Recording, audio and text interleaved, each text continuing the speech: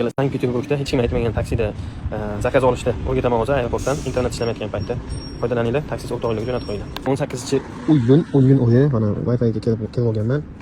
Bunday qilasizlar. Bu tomonga kelganlar. Yonyaptimi mana tomon? So'raysizlar Wi-Fi qo'shib olay deysizlar. Wi-Fi qo'shilasizlar, zakaz tutasizlar. Yana bitta yo'li, mana aeroportga keldinglar. Bu Sankt-Peterburg shahrida. Aeroportga keldinglar, kirdinglar. P7, P9 qayerga kirdinglar, parkovkaga kirdinglar-da, kirganinglardan keyin GPS-ni o'chirasizlar. GPS-ni o'chirgandan so'ngra GPS-ni o'chirib, internetdan o'chirib kelasizlar-da, GPS yoqmagan holda mana bu yerda nima zapravkaga kirib, Wi-Fi-ga ulanasizlar. Проводник bilan tipa GPS sho'rib qolibdi-ku, tipa o'chirib ketaverasizlar. O'sha yerda zakazni olib, o'sha yerda o'zida klient bilan kelishasizlar. Keyin mana bunaqa zakaz tushadi. Mana bunaqa zakazni bunday qilasizlar. Buni bunday qilasizlar. Shunaqa internet ishlayapti, biroz kutasizlar, keyin bosasizlar. Keyin o'tadi. Bular shunaqa gap. Shunday qilib, aeroportdan zakaz olsanglar bo'ladi mana.